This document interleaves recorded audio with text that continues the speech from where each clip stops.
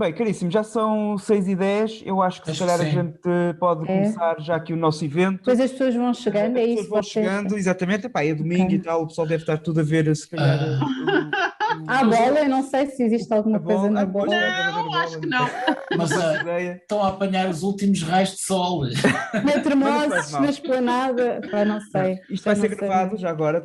Aproveito para dizer que o evento vai ser gravado e que depois vai ser publicado na nossa página de YouTube e aqui também na nossa página de Facebook. Eu não sei se vocês já tiveram a oportunidade de ver os outros eventos. Nós temos Sim, não. um canal no YouTube onde estamos a publicar estes eventos para memória YouTube não, só futura. tinha visto no Insta, por E acaso. E pronto, eu vou falar agora aqui um bocadinho, muito rapidamente, fazer aqui uma pequena apresentação, está bem? Para quem não conhece ainda. Basicamente, a Barca das Imagens é aqui um projeto do Mário, do Ruben e meu também. Nós somos aqui basicamente três amigos que isto começou um bocadinho numa conversa, um bocadinho assim, tipo informal, assim num post qualquer de Facebook, que eu já não me lembro muito bem qual é que foi o tema, e trocamos duas ou três bocas e a malta, então estás a mandar bocas, então vamos a isto. Então decidimos fazer assim quase espontaneamente, num prazo muito curto, começar a fazer uns vídeos para falarmos acerca da fotografia, da imagem e esse tipo de coisas. E então, isto começou como sendo o ano passado, em novembro, fizemos o primeiro evento em novembro, depois fizemos um segundo evento em dezembro e no final do ano, já nessa altura, decidimos que valia a pena nós criarmos aqui uma coisa um pouco mais formal, um pouco mais com uma marca mais reconhecível e decidimos avançar agora no início do ano, em janeiro, com o primeiro evento, com o convidado Ivo Canelas e com, digamos assim, com um conjunto com um plano para termos um conjunto de eventos agora durante o ano, sempre com a tentativa de fazer pelo menos um evento por mês. Nós queremos falar um pouco falando aqui da Barca das Imagens, queremos falar um pouco acerca da imagem no seu todo, na sua globalidade, queremos falar um bocadinho não só da fotografia, como de vídeo, como de tudo, até de pintura, de tudo aquilo que tem a ver com a imagem. Para nós é algo que nos interessa, é algo que pensamos que poderá também interessar a muita gente. E é um projeto quase de carolice, ou seja, nós não estamos à espera que efetivamente isto possa ter um rumo muito bem definido. O nosso rumo é um pouco este, é falarmos da imagem, falarmos da fotografia, falarmos do vídeo, não termos preconceitos, não termos qualquer tipo de censura, se calhar fugir um bocadinho àqueles temas normais da técnica e da abertura e do filtro, isto e aquilo, aquilo outro, mas também a falar um bocadinho mais Aleluia. daquilo que são os temas mais interessantes da fotografia, de falar com pessoas, como foi o caso do Ivo Canelas, que veio a fazer entrevista no evento número 1 da Barca, em que ele é ator, não é? E tem a fotografia como sendo um hobby, tentar puxar assim, essas pessoas também para poderem vir cá e falar um pouco acerca da sua relação com a imagem, com a fotografia, com o vídeo e tudo isso. Este evento, em particular, é um evento que queremos que seja aberto, ou seja, queremos que as pessoas possam participar, por isso, sempre que tiverem alguma questão, alguma pergunta, podem colocar aqui no chat, e podemos depois ir falando um pouco também durante o evento. Podem colocar questões, podem colocar opiniões, tudo é válido, a participação é muito bem-vinda a toda a gente, tá bom? O evento, desta vez, é falar acerca do lado obscuro da imagem. O que é isto? É um bocadinho de tudo. Ou seja, nós temos aqui três pessoas, que sou eu, Mário e o Ruben, que temos aqui, vamos falar aqui de três, desta vertente do lado menos conhecido, ou pelo menos menos politicamente correto da imagem. Cada um à sua maneira. Eu, como sou aqui o geek do sítio, vou falar muito daquilo que tem a ver com as ferramentas e a evolução que se tem vindo a verificar nos últimos tempos nesta área, na imagem e na sua utilização por vários meios e por várias formas, umas mais éticas, outras menos éticas, e aliás o tema da ética vai ser algo que é transversal aqui a estes temas todos que vamos aqui falar. Temos cerca de 2 horas de evento, acho que isto vai ter aqui muito conteúdo e gostaríamos que vocês também participassem, colocando as vossas questões e desafiando-nos também a poder falar aqui acerca de alguns temas que vocês considerem relevantes, tá bom? Eu vou começar por falar aqui um bocadinho acerca daquilo que tem sido um tema que tem andado um bocadinho a ser discutido online, nas comunidades de fotografia, mas também nas comunidades de vídeo, que tem a ver um pouco com aquilo que tem sido a evolução tecnológica nos últimos anos.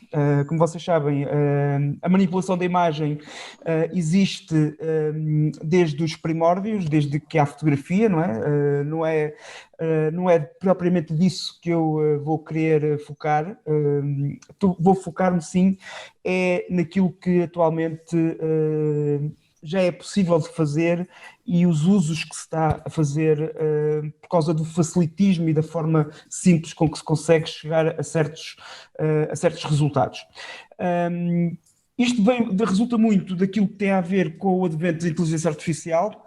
Para quem não conhece, basicamente estamos aqui a falar de algoritmos, de computadores, de novas formas de programar que permitem fazer com que existam modelos de aprendizagem que os computadores podem usar para criar algo que não existe, ou para criar algo que é muito aproximado à realidade, ou algo que é completamente diferente da realidade, também é possível de o fazer, baseado apenas e só em computação, pura e simples. Como vocês sabem, os computadores têm estado a evoluir a uma velocidade vertiginosa nos últimos anos. Foi assim durante os anos 90, os anos 2000 também. Mais recentemente começamos a entrar numa onda crescente de computações cada vez mais complexas, desde computação quântica, desde inteligência artificial que está cada vez mais entranhada naquilo que é o nosso dia-a-dia, desde um simples motor de busca até um programa de edição de imagem, quando aplicamos um filtro, por exemplo. Nós neste momento estamos a ter também uma cada vez maior importância da imagem, tanto estática como em movimento, na nossa sociedade. A imagem cada vez mais influencia, cada vez mais também pode levar as pessoas a serem melhor informadas e melhor educadas, como também pode levar as pessoas a serem pior informadas ou levadas mesmo ao engano. Pode também ser usada para fins benéficos, para fins de divulgação, fins de promoção de iniciativas que são importantes e até de sensibilização das pessoas para causas, mas também pode ser usada para coisas muito nefastas como ciberbullying, como cibercrime, manipulação na área da política, da religião, da informação propriamente dita. E vamos falar um bocadinho eu vou falar um bocadinho acerca do que é que hoje pode ser usado nestas áreas. Uma das áreas que eu vou começar por falar tem a ver com a manipulação da imagem. Como sabem, hoje em dia as ferramentas, e não estou a falar só do Photoshop, né? Photoshop é aquilo que a gente conhece, o Lightroom, mas hoje em dia há cada vez mais ferramentas, cada vez mais sofisticadas, que permitem fazer coisas que até há muito poucos anos ninguém pensaria fazer, ou alguém conseguiria fazer, mas com muito trabalho. Essas ferramentas hoje em dia estão à distância de um clique, de pagar umas dezenas ou centenas de euros, e qualquer pessoa hoje em dia pode pegar numa fotografia ou pegar numa imagem de vídeo, aquilo que tiver ao seu alcance, e manipulá-lo para criar algo novo que pode ser considerada, digamos assim, uma liberdade artística, e nesse aspecto eu pessoalmente não tenho qualquer tipo de problema, nem qualquer tipo de preconceito, que se use as ferramentas todas e mais algumas para poder fazer algo que seja a nossa visão, algo que possa ser inclusive uma visão utópica, uma visão completamente artificial, que não existe, mas que é a nossa forma de ver as coisas e queremos passar uma mensagem, e no âmbito artístico acho que é mais ou menos consensual que não existem limites àquilo que podemos fazer, não é? Inclusive na mistura de vários tipos de materiais, de vários tipos de mídia, para criar algo que não existe e algo que é a nossa visão. Mas também podemos ter situações, obviamente, em que essas imagens ou essas ferramentas podem ser usadas com o intuito de enganar ou com o intuito de nos tentar vender algo que não existe, ou que é irrealista, mas de tal forma realista, por conseguinte, que nos pode levar ao engano. Existem muitas ferramentas atualmente que podemos falar. Eu escolhi para a área da fotografia em particular uma que tem sido bastante falada, que é o Luminar. Eu não sei se vocês conhecem esta ferramenta, é uma ferramenta de edição de imagem que tem, na sua gênese, tem muitas ferramentas de tratamento de imagem, mas aquela que tem sido mais falada e aquela que tem sido mais, efetivamente, mais polémica, digamos assim, no mundo da fotografia, é aquela ferramenta que permite fazer a substituição dos céus na imagem. Não sei se já tiveram a oportunidade de ver a ferramenta a funcionar. Eu, por acaso, tenho aqui um exemplo que eu vou-vos mostrar. Fazer aqui uma partilhazinha de ecrã e podem colocar as vossas perguntas sempre que quiserem, ok? Estejam à vossa vontade. Não sei, já estou a ver aqui o meu ecrãzito. Já estamos. Esta fotografia que aqui está é uma fotografia que não tem edição nenhuma. Foi tirada... Opa, Ruben, acho que isto foi tirado com uma Canon, pá, não tenho a certeza. Mas acho que foi com uma Canon. É por isso que está tão bem. É por isso é que estás a ver que gostaste, não é? Exatamente. Epá, mas eu digo-te uma coisa. Eu não gosto muito deste céu, estás a ver? Este céu acho que é um céu que está assim um bocadinho flat e tal.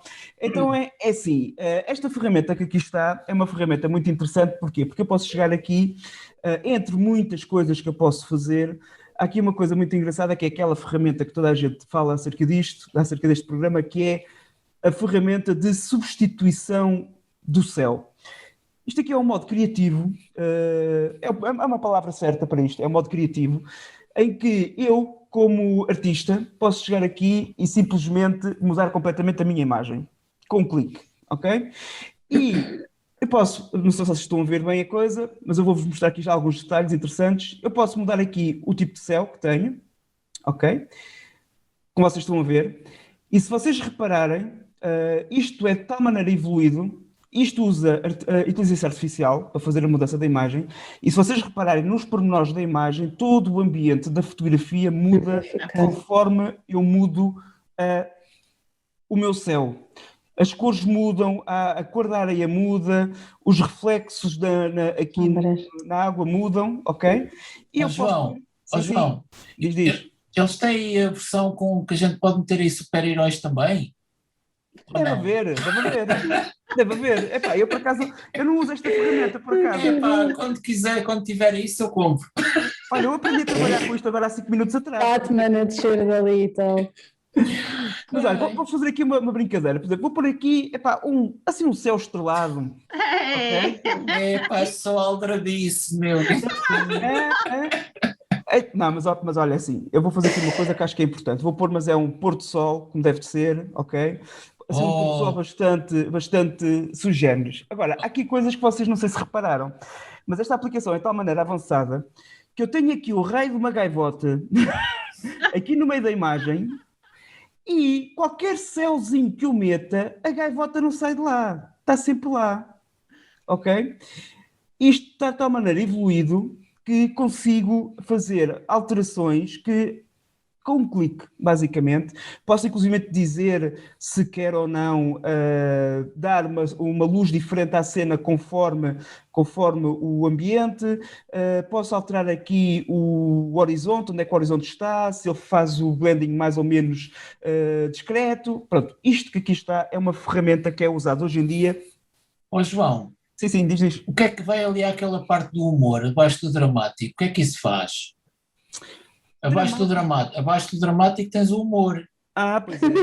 Olha, não sei. Nem encontramos os super-heróis da Marvel, de certeza. Olha, tens aqui o Cinematoning, por exemplo. Tens aqui o Bakerfield. Então isso é que é o humor? Deve ser. Deve ser o Muse, tipo Muse. É Muse. Sim, é Muse, não é humor. Está mais romântico e tal, Golden Hour Lilás, uma coisa assim. Exatamente. Mas vocês estão a reparar, por exemplo, o céu cor-de-rosa muda a cor da fotografia toda. É uma coisa que é inacreditável. Até o reflexo no raio da prancha do homem fica diferente. Bem, é assim, isto, vocês terem aqui uma ideia, e a gaivota não sai dali, que era aquilo que eu queria tirar, mas ela não sai dali. Vai ao místico, pá, vai ao místico. Místico, vamos lá. Místico, pá. Onde é que estás a ver o místico? É por baixo do fosco. Por tu vês coisas engraçadas. Místico, pronto, vamos lá ver. Tu Olha, o vês místico. bem, ó Mário, olha que eu não consigo ver. O místico é para fazer um radial blur. Pá, que grande treta. Ai, que horror. Eu pensei que ia aparecer aí o Buda ou coisa que valha. Olha, mas o céu posso pôr aqui um bocadinho mais quente, acho eu. Posso pôr aqui o céu um bocadinho mais quente e tal. Pronto, vamos lá pôr o céu um bocadinho mais quente. Isso é a aurora boreal e tudo. Exatamente. Meu. Auroras boreais na Caparica. Por acaso não é Caparica, é Ponta Telha. Olha, grande diferença, meu. É melhor. Tem mais areia. Mas Olha, João, peraí, o Ruben está a pôr a mão no ar, pá. Então vá, força. É só um apontamento. É que a razão pela qual tu não consegues tirar a gaivota é muito simples. É que esse programa foi feito por um fotógrafo de natureza e vida selvagem. Com É a razão certeza. pela qual tu não vais conseguir nunca tirar os elementos animais. Exatamente. Isto é aqui uma pequena provocação. É um fotógrafo amigo que está aqui presente. Ele já se vai usar de certeza. Mas isto vamos ter tempo para falar sobre isso. Mas, Ruben, tu agora já imaginaste agora com esta ferramenta, consegues pôr céus a sério nas tuas fotos, estás a ver? Pronto. E, pá, Mas pronto, isto, atenção, isto que aqui está é para céus, mas para retrato também tem ferramentas de inteligência artificial, em que inclusivamente permite, e aí por acaso a nível de retrato acho que a ferramenta até está bastante interessante, porque consegue-se fazer pequenos ajustes muito suaves e realmente faz uma grande diferença nas fotografias, mas estamos a falar de uma ferramenta que consegue manipular uma imagem ao ponto de ela tornar-se completamente diferente daquilo que estava na realidade. Agora, as pessoas podem dizer assim, a ética por trás de ter uma paisagem de céu azul e chegar aqui e pôr aqui um céu de qualquer das maneiras. E, isto aqui depende de cada um, não é? Assim, há pessoas que usam, há pessoas que acham que não, devem fotografar as coisas tal e qual como elas existem, mas eu imagino, por exemplo, que uma ferramenta destas pode perfeitamente ser usada para levar as pessoas ao engano, por exemplo, num catálogo de férias, numa situação, na venda da venda de uma casa em que se tira uma fotografia de uma casa, está um céu horrível e de repente está um dia de céu azul. Pronto, tudo isto pode ser usado de várias formas. No que respeita à vertente artística, lá está, na vertente de eu querer fazer um resultado, chegar a um resultado final, e não é uma fotografia, que não é uma reportagem fotográfica, não é uma fotografia que quer representar a realidade tal e qual como ela é, ou que não considero que esteja a enganar ninguém. É uma coisa que fica a cargo de cada um, mas... Permite-me, mas mesmo, por exemplo, imagina numa casa, um fotógrafo vai fotografar um apartamento e tem um céu. Naquele dia até pode não estar um céu brutal, mas ontem, por exemplo, aliás, na sexta-feira aqui na minha casa, estava um céu de sonho, de cair para o lado, percebes? Exatamente. Ou está um céu de porcaria. Não quer dizer que o céu não possa vir a estar assim. Naquele dia é que não estava assim. É verdade. Pronto, por isso é que lá não está. É um engano. Exatamente. Por isso é que eu vos digo assim, todas as ferramentas podem ser usadas para o bem e para o mal. E podem ser usadas para enganar descaradamente ou para não enganar descaradamente. Assim, uma coisa é eu, por exemplo, eu ir ali para por exemplo, pegar num céu daqueles que não tem nada a ver com o sítio onde eu estou, não é? Sim, por exemplo, sei lá, por uma tempestade, com uma nuvem a rodopiar aqui na costa da Caparica, que é uma coisa que nunca aparece, não acontece, não é? Normalmente. Eu já vi paisagens naqueles panfletos de viagens da Fonte da Telha com palmeiras. Tu não tens palmeiras na Fonte da Telha. Obviamente, pronto, exatamente. Pronto, é esse tipo de tratamento que eu acho que pode começar a entrar ali numa área um pouco cinzenta, que poderá não ser a forma mais correta de apresentar as coisas. Agora, obviamente, que aquela malta que pega numa fotografia perfeitamente banal, vai aqui a um software, manipula a fotografia toda para pô-la no Instagram e ganhar uns likes. Pronto, isso cada um faz aquilo que quer, e a gente já sabe que uma boa parte daquilo que aparece no Instagram, aliás, há até uma coisa muito interessante, porque quando esta aplicação saiu, de repente começaram a aparecer umas fotos muito bonitas com céus espetaculares no Instagram, e isto traz um conjunto de presets, não é? De céus previamente carregados, e é facilmente reconhecível. No entanto, vocês podem criar os vossos, ok? Ou seja, se vocês quiserem, vocês podem ter podem fotografar, se vocês tiverem fotografias dos vossos pôr de sol, de nuvens ou de um dia de sol radiante, vocês podem também usar as vossas imagens como sendo a origem para este tipo de manipulação. Pronto, isto era só um exemplo que eu vos queria dar. Pessoalmente, e agora falando aqui da minha visão pessoal disto, como eu vos estava a dizer inicialmente, acho que a liberdade artística de cada um é a sua liberdade, faz aquilo que quer. Acho é que há um limite para tudo, e quando há ferramentas que hoje em dia nos permitem fazer este tipo de edição com um clique quase. Atenção, este tipo de manipulação sempre foi possível de fazer. Era preciso ser-se muito bom nas ferramentas que estávamos a trabalhar. Pegar num Photoshop ou num Lightroom e conseguir substituir um céu e mudar completamente a tonalidade da fotografia para ir de encontro àquilo que nós estamos a fazer, não era qualquer pessoa que o fazia e não muito facilmente. Hoje em dia as coisas tornam-se de tal maneira tão fáceis que a relação custo-benefício, não é?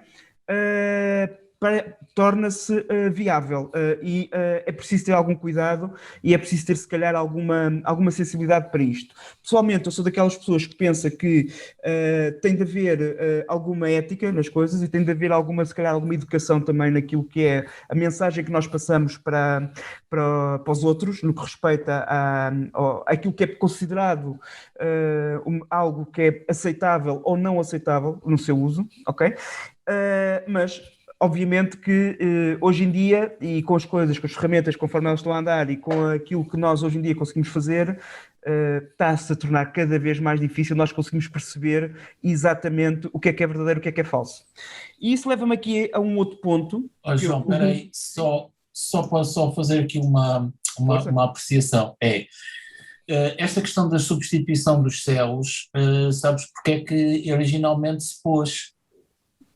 Ainda se pôs no século XIX. Sim. Porquê? Porque os filmes não reagiam ao azul, nem ao rosto, portanto ficavam os céus completamente brancos, então começaram-se a fotografar nuvens especificamente e a ter, os fotógrafos tinham chapas com nuvens para poderem tornar os céus interessantes. Sim, portanto, portanto, data do século XIX esta técnica. Exatamente. Ok. Continuando, isto a nível da fotografia, como eu disse, pronto, há esta ferramenta, existem outras.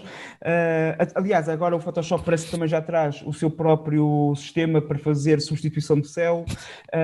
O Photoshop já tem, já. Já veio agora com uma versão que já traz isso. Pessoalmente, eu sou daquele tipo de pessoas, mas é a minha forma de trabalhar. Eu manipulo muito pouco as minhas fotografias. No limite, posso retirar um ramosito que está a sair fora do ecrã ou posso tirar uma pedra que está no sítio errado. Substituir um céu inteiro não é bem a minha onda, mas é normal que isto seja algo que seja perfeitamente aceite, digamos assim, na nossa sociedade, e que as pessoas cada vez mais vão usando estas ferramentas para criar aquelas hiperrealidades que não existem, mas que as pessoas sentem-se bem a poder ver algo, a poder ver uma paisagem bonita com uma luz perfeita.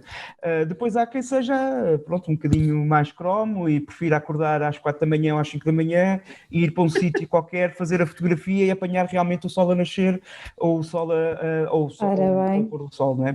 Essa do cromo que nós falamos, está bem, João? Pessoalmente. Sim. Às 4 da manhã? Sim, começar a fazer produções à meia-noite. Mário, tu não me digas que nunca foste. E continuar. Não, Mário não. Mário usa filtros. As coisas que podes fazer. Eu gosto de dormir. Não, eu adoro. É tão bom. Nós às vezes reunimos assim uns grupinhos, vamos assim 3 da manhã, lá vamos nós, às vezes a chover copiosamente. Chegamos lá e apanhamos o nascer do sol, que é uma coisa incrível. Ok, agora vou-vos mostrar aqui uma outra coisa. Desta vez já não é uma imagem, nem nenhuma aplicação. Vou-vos mostrar um vídeo, ok? Vou-vos mostrar alguns segundos deste vídeo. Isto é um vídeo que tem 15 minutos, mas não vou estar aqui 15 minutos a mostrar-vos o vídeo. Vou-vos mostrar o vídeo durante 10, 15 segundos e depois vou falar um bocadinho acerca dele.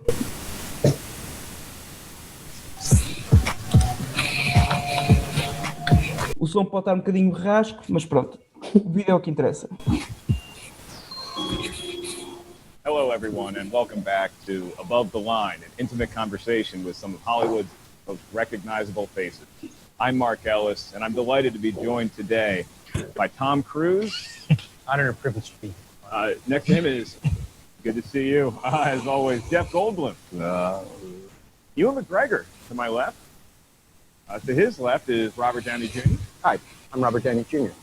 And to his left is George Lucas. Well, I apologize. Earlier I had a burrito and I picked up the Bethel run. No, a new stuff. I thought it was a gas leak. I just Smells want to wet. apologize. Smells I want to apologize. I know Very wet. you guys are all thinking it. George.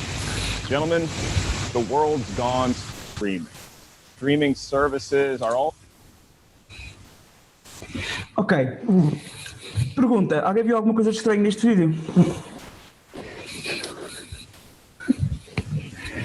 Toda a gente que está neste vídeo não existe. Pois, eu dou uma sensação que os corpos não pertenciam ali propriamente, mas Isto basicamente foi um na vídeo, dúvida. mas ficou na dúvida, exatamente. É como os céus, às vezes também Exatamente. fico na dúvida. Exatamente. Isto foi um vídeo que foi criado com uma entrevista com várias pessoas, que nenhuma daquelas pessoas estava ali, estavam outras pessoas no lugar dela, obviamente, e foi apenas e só uma prova de conceito para mostrar o que é possível de fazer hoje em dia com uma tecnologia que já existe, que é o deepfake. Os deepfakes, sim.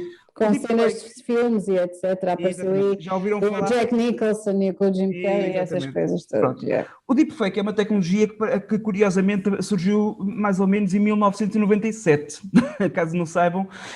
Foi uma tecnologia que surgiu basicamente com uma aplicação que chamava-se um Video Rewrite, que foi feito basicamente para mostrar uma pessoa, a cara de uma pessoa em vez de outra. Isto começou em 1997, por isso, como vocês já veem, isto já foi há uns aninhos. Entretanto, aconteceu uma coisa muito interessante, que foi em 2016, foi publicado uma aplicação que chamava-se Face to Face, que basicamente permitia substituir a cara de uma pessoa por outra em tempo real. Ou seja, tínhamos um vídeo, tínhamos uma pessoa que estava nesse vídeo e o vídeo era basicamente a cara dessa pessoa era substituída em tempo real. Isto foi andando até que houve uma coisa muito curiosa, e eu vou-vos se calhar também mostrar aqui esse vídeo, em que ficou muito famoso quando apareceu este videozinho de uma pessoa que a gente conhece. E vou partilhar aqui uma... Ora bem, vou-vos mostrar aqui o vídeo, desculpem lá. Isto, informática, às vezes não corre como a gente quer. Ora bem, screen 2, é isto que eu quero, share. Muito bem, e vou-vos mostrar este vídeo também. We're entering an era in which our enemies can make it look like anyone is saying anything at any point in time, even if they would never say those things. So, for instance, they could have me say things like, I don't know, Killmonger was right, or Ben Carson is in the sunken place, or, how about this, simply, President Trump is a total and complete dipshit. Now, you see, I would never say these things. Como vocês estão aqui a ver, aqui estamos a ver o nosso amigo Barack Obama, em que isto foi feito, não foi feito para enganar ninguém, ok? Isto foi feito para mostrar que efetivamente era possível pegar numa pessoa muito reconhecida e conseguir-se fazer um vídeo com essa pessoa a dizer coisas que essa pessoa nunca disse. Isto que aconteceu basicamente foi o vídeo que foi publicado, chamou-se, aliás, o vídeo tem um nome que é o Synthesizing Obama, foi publicado em 2017, ou seja, foi há 4 anos atrás, e foi, digamos assim, o primeiro alerta de que efetivamente hoje em dia qualquer pessoa pode fazer uma brincadeira destas em casa. Fazer este tipo de alterações é possível de o fazer porque existem aplicações que já foram publicadas na internet que permitem fazer, por exemplo, inclusive aplicações gratuitas que foram feitas que existem para permitir fazer este tipo de coisas. Houve aqui em 2018 houve uma aplicação que saiu, foi a Fake App, que era uma aplicação que era paga, se não estou em erro, por acaso não conheço a aplicação propriamente dita, mas depois muito rapidamente surgiram aplicações gratuitas como o FaceSwap e o Deep Face Lab, que permitem fazer esse tipo de manipulações, e mais recentemente saiu também um site onde é possível aceder e fazer lá este tipo de manipulações, que é o deepfakesweb.com. Isto, hoje em dia, parece inocente, não é? Porque toda a gente sabe que o Obama nunca iria dizer aquilo acerca do Trump, mas, no entanto, há muitas pessoas que podem ser enganadas, simplesmente porque não conhecem a tecnologia ou conhecem-na pouco, não o suficiente para conseguir reconhecer os tiques e aqueles detalhes que nós, se calhar, que estamos habituados a olhar para a imagem e que estamos habituados a identificar alguns aspectos da imagem que nos fazem desconfiar se alguma coisa está a ser bem feita ou não. Uma pessoa normal, o comum mortal, digamos assim, que esteja a ver um vídeo deste no YouTube, ou uma criança, um jovem que esteja a ver isto no YouTube, é muito fácil partir do princípio de que realmente aquilo que está a ver é algo perfeitamente real.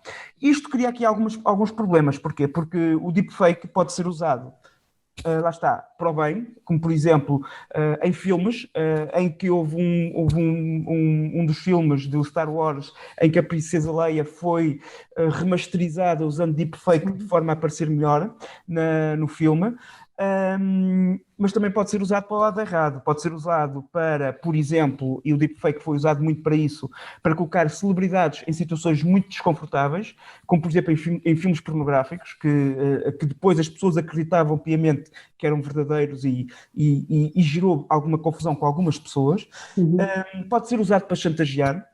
Pode-se colocar a cara de uma pessoa em situações menos abonatórias e depois usar isso como sendo uma ferramenta de ameaça para com alguém, e às vezes até dentro do próprio seio familiar isso pode acontecer, nomeadamente em situações de violência doméstica que já foram reportadas, já foram documentadas, de vídeos falsos criados no sentido de poder chantagear pessoas dentro do próprio agregado familiar, que é uma coisa incrível. Estamos a falar de ciberbullying também. Hoje em dia vocês sabem que isso é um tema bastante conhecido, e imaginem o que é alguém que queira ser mauzinho com outra pessoa e poder usar este tipo de tecnologias que passou a estar acessível a qualquer pessoa para criar situações que depois até podem, depois mais tarde ou mais cedo, vir-se a comprovar que são efetivamente falsas, mas entretanto o mal já está feito, não é? Isto há muitos, a nível do deepfake há muita documentação acerca disto na internet, há muitos exemplos, mas há um exemplo que me por acaso sensibilizou bastante, que foi um exemplo que aconteceu o ano passado, em abril de 2020, que foi uma associação, a Extinction Rebellion, fez um vídeo que publicou no Facebook, e isto foi digamos assim, a versão bélgica, digamos assim, deste movimento, que publicou um vídeo da primeira-ministra da Bélgica, Sophie Wilmès, acho que é Sophie Wilmès, assim que é, no Facebook. Bom, basicamente a ministra da Bélgica, que eu não sei pronunciar o nome dela, publicaram um vídeo dela no Facebook. E nesse vídeo, que esse vídeo ainda está disponível na internet, eu por acaso não fui à procura dele, mas ele ainda está disponível, ela promovia a possibilidade de haver uma relação direta entre aquilo que é o Covid-19 e a deflorestação. Ok? Curiosamente, relacionaram as duas situações. Aliás, neste caso, a ministra, entre aspas, relacionou o surgimento do Covid-19 com a deflorestação. E este vídeo, em 24 horas, teve mais de 100 mil visualizações. Okay? Recebeu comentários com fartura, como devem imaginar, e, obviamente, que algumas pessoas aperceberam-se que era um vídeo falso, mas muitas pessoas assumiram como sendo verdadeiro. E durante bastante tempo. Isto é só um exemplo daquilo que pode ser um perigo, daquilo que é a manipulação da imagem a este nível. É pôr um representante político, hoje é um representante político, amanhã é um representante religioso, que, como vocês sabem, move com os sentimentos das pessoas e move com aquilo que é as crenças das pessoas, e pôr alguém a fazer uma afirmação ou a dizer algo que leva as pessoas, se calhar aquelas mais radicais ou aquelas mais aquilo que aquela pessoa diz é lei, ou então que tendencionalmente uma questão de ser algo que seja um assunto que lhe interesse, não é? Nas teorias das conspirações, não é? Isto é muito usado nisso também, poder pegar numa coisa destas pronto, e criar toda uma narrativa que é completamente falsa. Okay? Isto é algo que hoje em dia é real, existe, não é tão fácil como possa-se parecer identificar. Para nós, se calhar que temos uma cultura visual e se calhar que temos uma forma diferente de olhar para as coisas, se calhar conseguimos identificar muito facilmente, mas por uma grande quantidade de pessoas, por uma grande maioria, diria eu até, de pessoas da nossa sociedade, é muito fácil conseguir criar algo que possa ser credível e que possa enganar as pessoas de uma forma bastante simples. Queria só falar aqui acerca de mais um tema e depois, antes de passar aqui a palavra ao Mário, que é este. Não só o deepfake é algo que possa ser tido em consideração hoje em dia. Hoje em dia existe uma outra área, tem a ver também com software, tem a ver com computação gráfica, em que é possível já criar personagens totalmente não existentes, de raiz, que são perfeitamente credíveis. Isso, claro, obviamente que se estivermos com muita atenção somos capazes de encontrar algumas coisas que nos parecem estranhas, mas hoje em dia já é possível fazer coisas com computação gráfica inacreditáveis, e não estamos a falar de coisas previamente renderizadas ou previamente trabalhadas. Estamos a falar de coisas em tempo real. Eu vou-vos partilhar aqui mais 2 vídeos muito rápidos, antes de passar aqui a palavra ao Mário. Deixem-me só abrir aqui o vídeo para vos mostrar. Isto é uma coisa que já existe. Deixem-me só fazer aqui o truquezito. Share. Isto é uma ferramenta que está... não sei se vocês conhecem o Unreal. O Unreal é principalmente um motor de jogos e de renderização de 3D, basicamente. Foi criado por empresas, por estúdios que fazem jogos, como uma ferramenta para criar jogos mais realistas, e eles agora vão ter uma coisinha destas, para vocês verem o que é que vai ser possível fazer. É muito curto prazo. I could be one of many.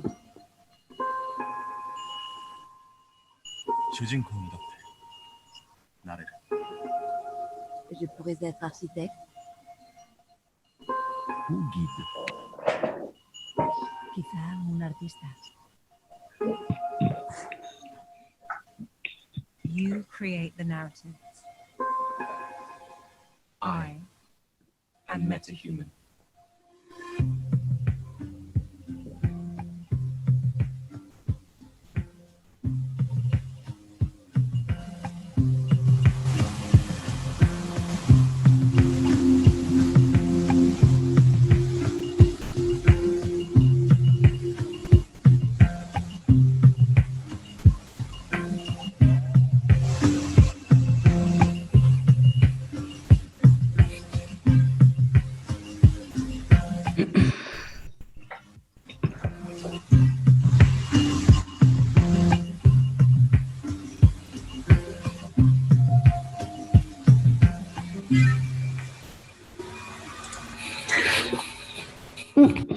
E pronto, isto basicamente é apenas e só uma das coisas que está a surgir.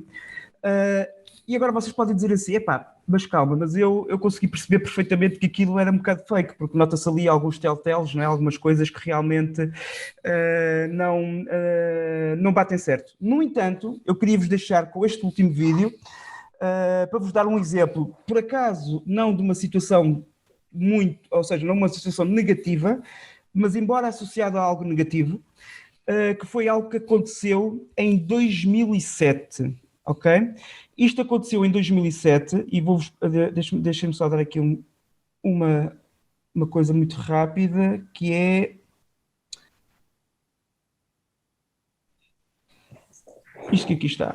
Vou-vos mostrar este vídeo, é a última coisa que eu vos vou mostrar, prometo.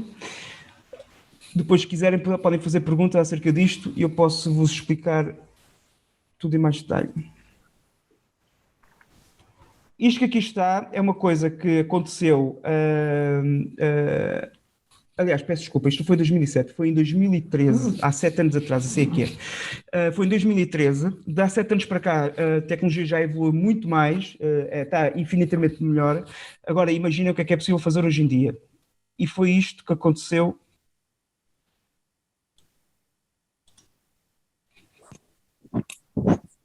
Não sei se vocês já ouviram falar disto ou não.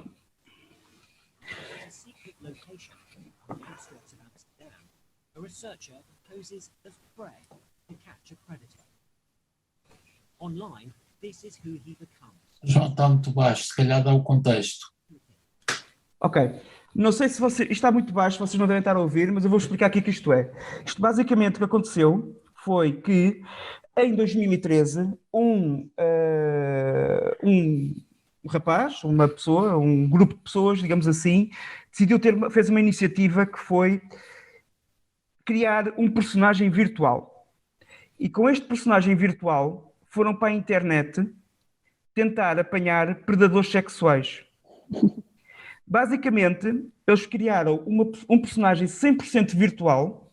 Esta personagem chamava-se Sweetie, era uma rapariga que deveria ter os seus 7 ou 8 anos de idade, teoricamente, e basicamente eles foram para a internet tentar apanhar predadores sexuais e apanharam milhares. Houve vários que meteram conversa com ela, que mantiveram conversa com ela durante X tempo.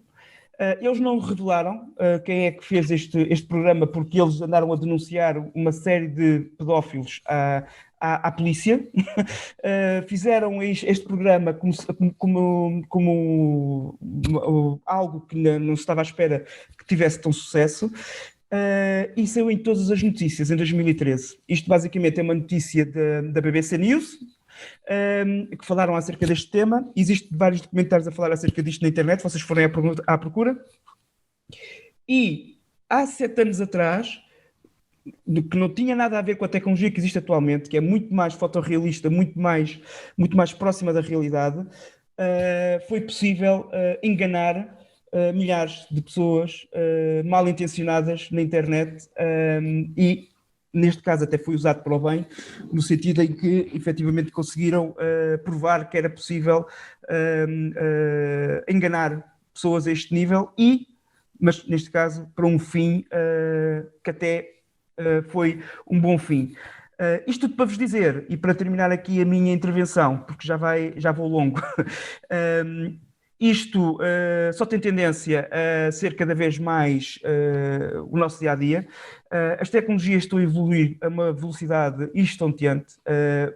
O que é possível fazer hoje em dia em tempo real, nunca nós pensaríamos que seria possível fazer sequer um render num curto espaço de tempo que fosse sequer parecido com aquilo que é possível fazer hoje em dia em tempo real. E lá está, estas ferramentas podem ser usadas tanto para o bem como para o mal. Infelizmente muitas vezes são usadas para nos enganar, outras vezes são usadas até para criar situações menos boas, e cabe-nos a nós também, se calhar criadores e pessoas ligadas à imagem, também criar esta nova sensibilidade e esta nova, se calhar, atenção para com este tipo de usos e abusos, digamos assim, daquilo que se pode fazer com as ferramentas hoje em dia na imagem. Não sei se há questões que queiram colocar. João, deixa-me fazer aqui uma analogia. Eu vou tentar rebuscar aqui uma experiência antiga com um velho companheiro, possivelmente a pessoa que primeiro começou a ensinar fotografia, que está aqui presente hoje, que é o Otávio Dias Berrio. Foi o primeiro workshop a que eu fui, porque na altura workshops de fotografia não era como hoje, que há ao pontapé, não que sejam melhores ou piores, mas lá está, é um bocadinho má tecnologia, não é boa nem má, mas não é indiferente. E o meu primeiro workshop na altura, aquilo que eu queria aprender era sobre iluminação, porque pronto, eu não queria muito saber de máquinas, queria saber iluminação. E o Otávio tinha uma vantagem sobre as pessoas na altura, que eu conhecia que faziam workshops, também eram muito poucos, diga-se passagem, pelo menos de forma profissional, que me ensinou uma coisa antes de começarmos o workshop. Ele já não se deve lembrar, se calhar lembra-se, no tempo do Fotossensível, com o Sérgio Azanho, com o Paulo Carrasco, com essa malta toda, já da velha guarda, como eu me sinto. Mas o Otávio será, se calhar, uma pessoa indicada para começar, ou para eu começar a provocar, ele já me conhece, todos vocês me conhecem um bocadinho. E, antes de mais, Otávio, obrigado pela tua presença, um forte abraço, já há muito tempo que não nos víamos, é um gosto. Otávio, daqueles anos de 1900 e qualquer coisa, se calhar, em que nós tínhamos ali um estúdio com iluminação, em que lembro-me que tu e o teu sócio desenhavam os bonecos à mão e pintavam e iluminavam, ou seja, Otávio,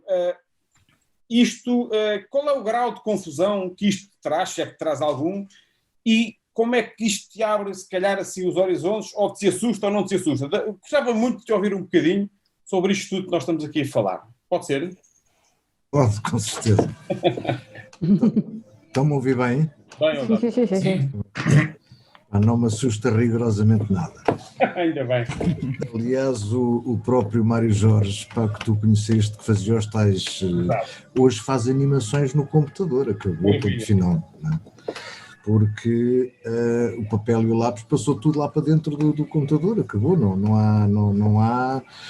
É a mesma coisa que os truques que nós fazíamos na câmara escura, a molhar as mãozinhas no líquido e a pôr as mãozinhas por baixo da luz do ampliador e não sei o quê, hoje fazes isso tudo no Photoshop, portanto... como é que se diz, as técnicas pura e simplesmente evoluem, pá. Antigamente também faziam operações e a anestesia era uma grande garrafa de whisky, não é? E hoje dão-te uma anestesiazinha, pronto, quer dizer que é capaz de ser mais fácil, não é? Deixa-me só meter aqui mais uma achazinha. Conseguias enganar tanto, isto é mesmo uma provocação, conseguias enganar tanto como se engana hoje?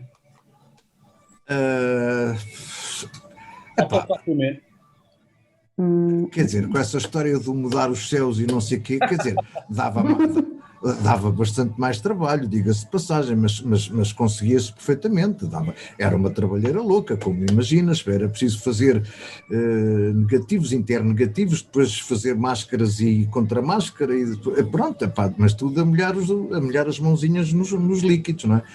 Hoje fazes tudo com as mãozinhas secas, na ponta dos dedos. E de certa maneira vês isto como uma possibilidade, não querendo aqui dizer se isto é bom, se isto é mau, mas acabamos sempre por falar um bocadinho sobre isto, eu vou falar sobre isto mais na parte final, mas antecipando um bocadinho se calhar a discussão da ponta final, vês todas essas possibilidades como um copo meio cheio, portanto.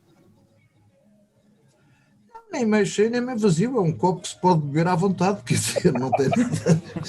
Podes beber, porque, quer dizer, se as ferramentas estão aí, porque é que tu não as has de usar? Olha que gaita. Às vezes pode acontecer por uma questão de saudosismo, há que tempos que não faço uma ampliação à mão, percebes, ali com o ampliador e o papel e meter e fazer os próprios reveladores, que a gente fazia os próprios reveladores antigamente, não é? Tínhamos que aquecer a água não sei, a 18 graus, porque senão as coisas não funcionavam como deve ser e não sei o quê.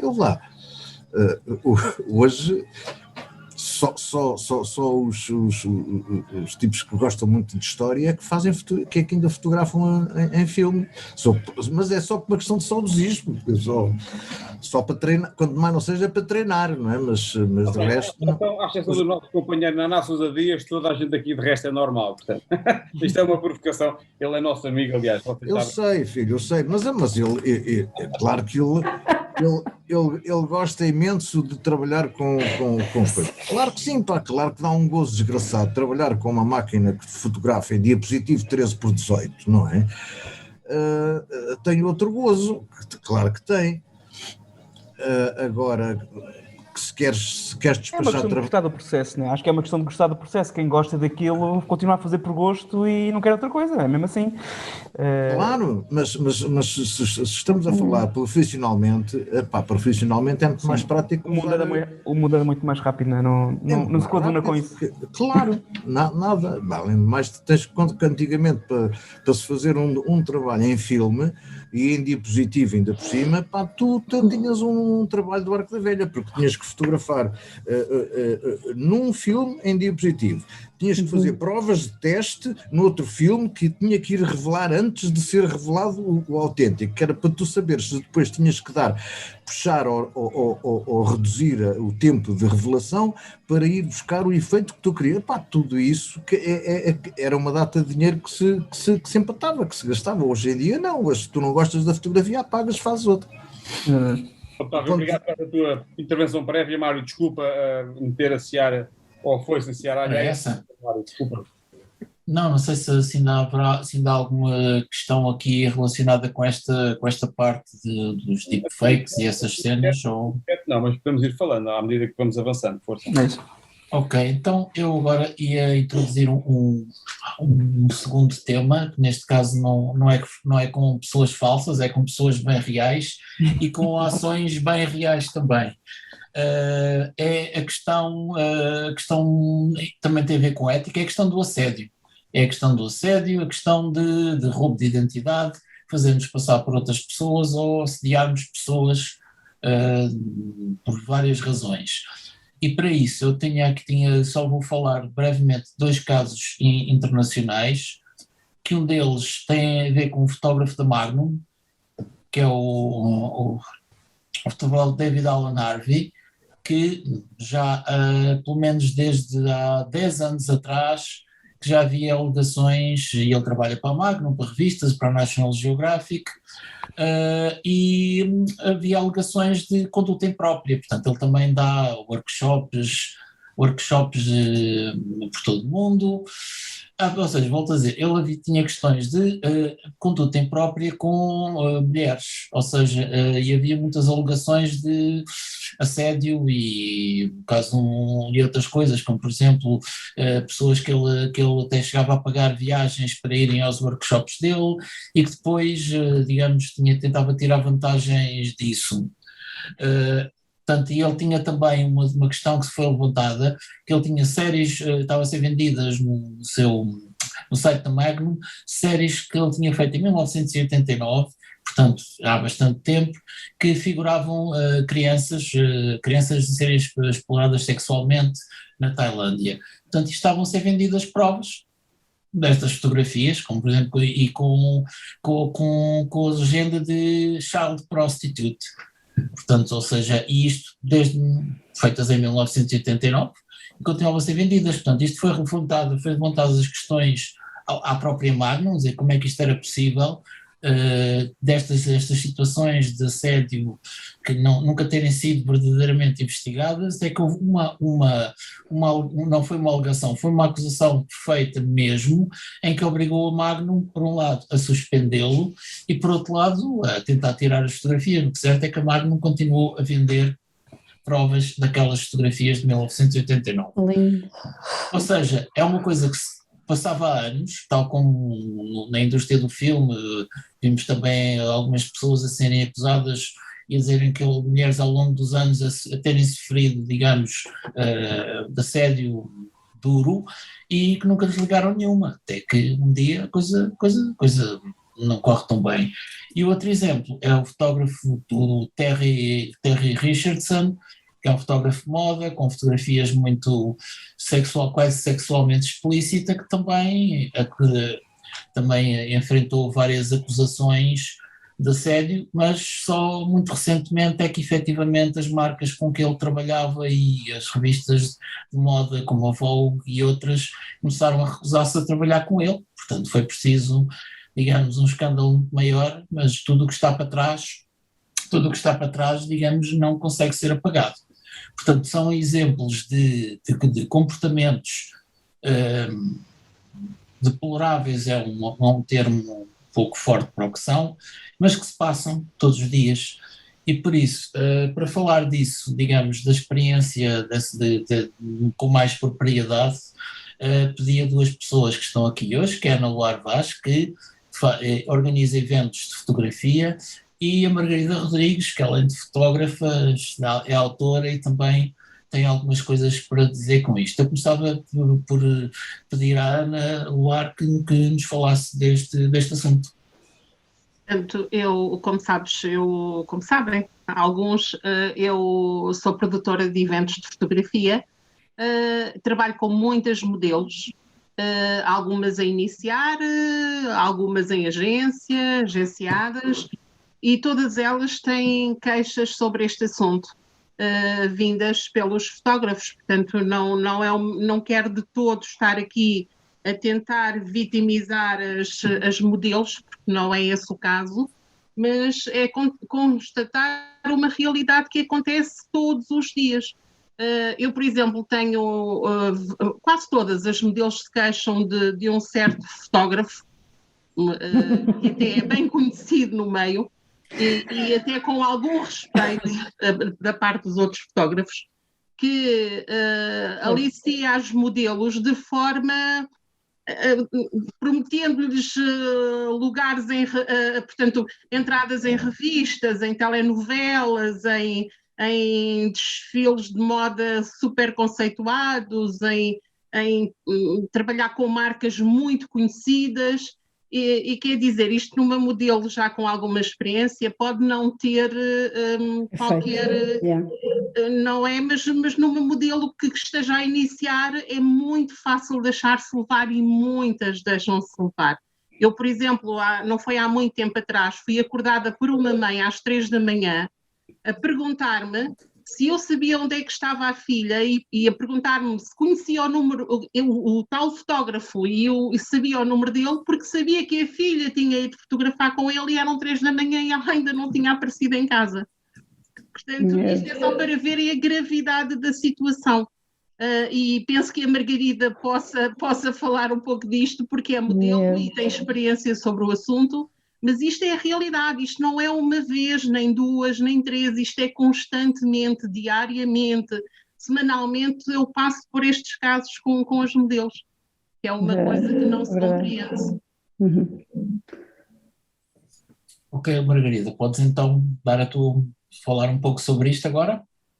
Bem, continuando, sim, antes de mais, obrigada pelo convite. Eu não sou modelo oficialmente, mas obrigada, Ana, por achar que sim. Eu simplesmente faço alguns, em primeiro lugar, uso muito da minha imagem, sempre usei muito a minha imagem para fazer autorretratos, mas eu faço efetivamente mais fotografia conceptual do que outra coisa qualquer, o que implica que muitas vezes coloco pessoas em situações um bocadinho extremas, muitos nos artísticos, muitos projetos conceptuais, como eu estou a dizer, que exigem mesmo psicologicamente e fisicamente muito dos modelos. Trabalho com pessoas conhecidas, pessoas que não são conhecidas, pessoas da televisão, do teatro, pessoas a iniciar, pessoas que já são veteranos no meio, e efetivamente eu acho que é preciso ter uma sensibilidade muito específica. No que toca ao Mário, eu agradeço desde já o convite, porque o Mário é um dos 2 fotógrafos que eu deixo que me fotografem, e isto já passaram-se 10 anos desde que comecei a ser fotografada por outras pessoas. A outra é a minha irmã e o outro fotógrafo é o João Portela. Não deixo mais porque efetivamente tive 2 situações mas muito más. Uma é fácil fazer, é fácil, de certa forma, quando me perguntam o que é que se deve fazer, é fazer um bocadinho a triagem de levar um acompanhante normalmente masculino, do sexo masculino, para ver o que é que acontece relativamente à reação do outro lado. E normalmente as coisas são desmarcadas ou são desvirtuadas, ou as coisas são mudadas. Portanto, coisas que tenham alguém a circular na rua, é sempre bom propor, de certa forma, coisas alternativas ou cenários alternativos para conseguir despistar um bocadinho as intenções das pessoas. Eu acho que isto tem a ver um bocadinho com o culto e de certa forma, a meu ver, uma forma, quer dizer, isto é um acumular, não é? De situações em que primeiro a fotografia e o cinema sempre foram muito marcados por figuras masculinas, existe aqui um certo culto de colecionável, de certa forma, de energia feminina através e captação daquilo que é o corpo e da beleza feminina através da fotografia, que se bem que eu acho que até para isso é preciso haver um bocado de maturidade emocional e até espiritual para conseguir captar a pessoa que nós temos à nossa frente com o maior dos respeitos, que é isso que eu tento fazer também com as pessoas que eu convido, e de certa forma eu acho que existe ainda muito trabalho a ser feito em termos humanos, em primeiro lugar do fotógrafo não fotografar a pessoa, ou de certa forma nós estamos a falar de modelos, não é? Que é efetivamente aquilo que nós estávamos a colocar aqui, este caso, maioritariamente o assédio acontece na maioria com mulheres, mas também pode acontecer com homens, obviamente, obviamente também já soube de casos desses, e efetivamente eu acho que isto é uma questão das pessoas saberem posicionar, não explorarem e saberem respeitar a imagem do próximo, porque antes de mais nós estamos a captar uma alma. Isto pode parecer assim um bocadinho liricista, temos ali um dedo no ar, força. Pois tenho, há coisas giras, pá. Eu fotografei vários modelos para aquela revista Elan, e aconteceu-me, por exemplo, a Ana Maria Lucas, que fazia a produção, dizia: pá, tu tens um jeito para despir as mulheres, pá. Eu não sei, eu não tenho jeito nenhum. A verdade é que aconteceu-me com um modelo, no meio da sessão ela já estava completamente nua, e depois no fim, eu essas não quero que saiam, eu essas não quero. Pronto, está bem, não quero. Ui, pois, olha, eu já tive muitos casos. Mas eu acho que o modelo que vai para um trabalho desses, claro, deve pôr logo as baias em que a coisa se deve... Claro. Se ela de repente também perde o controle e começa a gostar de despir, o que é que o fotógrafo vai fazer? Só pode carregar no botão. Claro, óbvio, olha, é assim, eu já tive casos tão estranhos como tu fotografar pessoas como vocês sabem, eu fotografo a minha mulher, que agora já não está tão fotografável assim, mas tudo bem. Toda a gente é fotografável, atenção, independentemente da idade. Eu sei, mas olha isso. Eu fotografei-a variedíssimas vezes nua, e há fotografias dela nua em vários sítios na internet, não é? Publicadas por mim, de maneira que não é por aí. Eu não sou tão puritano assim, mas pronto, mas depois há pessoas que a páginas tantas ficam muito aflitas porque vê-se-me um pipi que não sabe.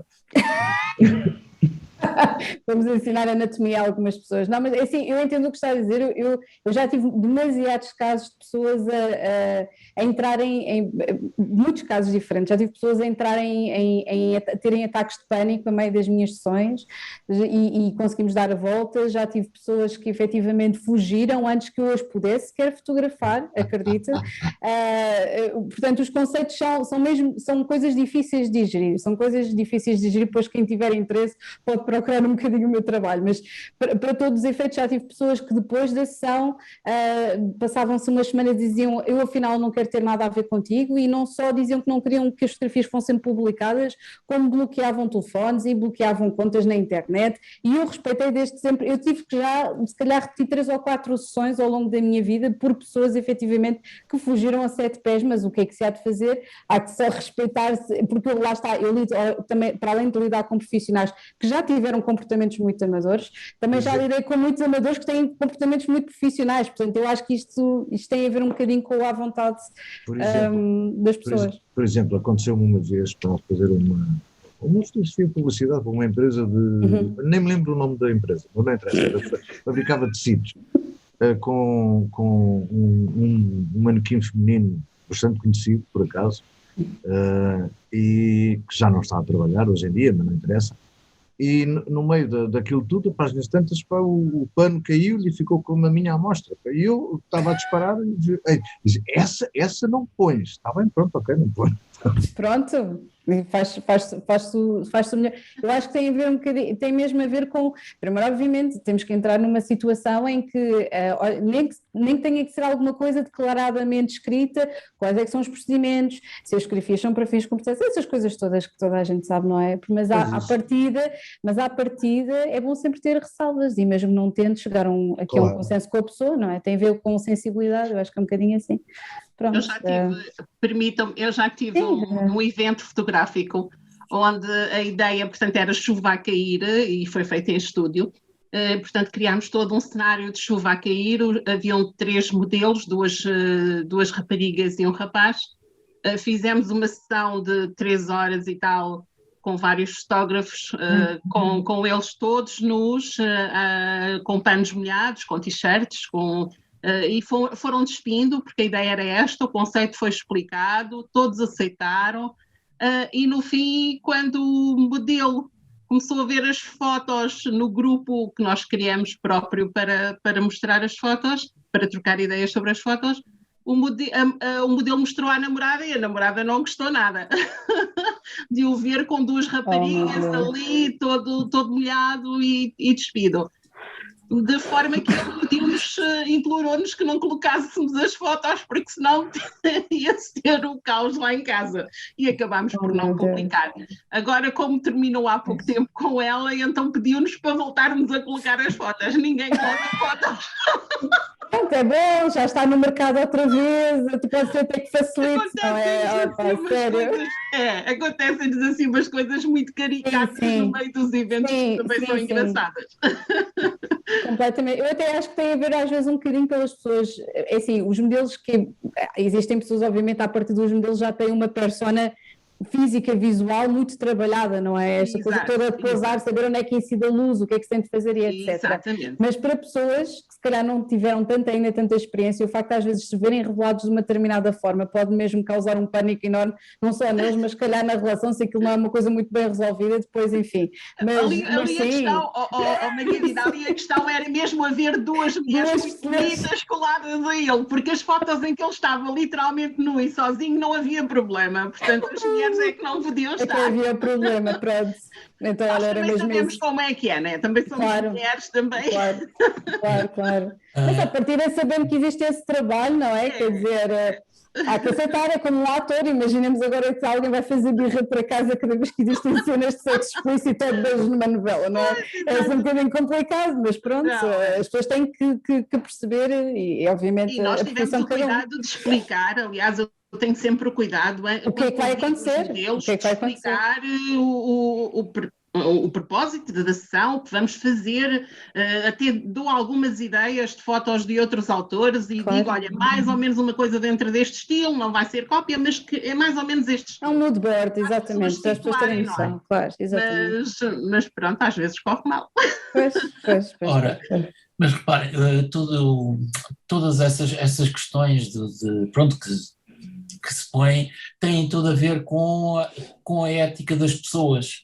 Por exemplo, vou dar um exemplo, não, eu nunca assediei ninguém, mas vou dar exemplo da mentalidade. Eu fiz um projeto que foram as Book Loving Girls, que a Margarida Rodrigues participou, em que eu fotografava mulheres com o seu livro favorito, e as sessões, tirando uma ou outra, foram praticamente todas feitas em exterior, e eu falei disso a um sujeito num evento e ele disse-me 100, na altura já tinha passado as 100, e com quantas é que tu dormistes? Não, mas existe isso.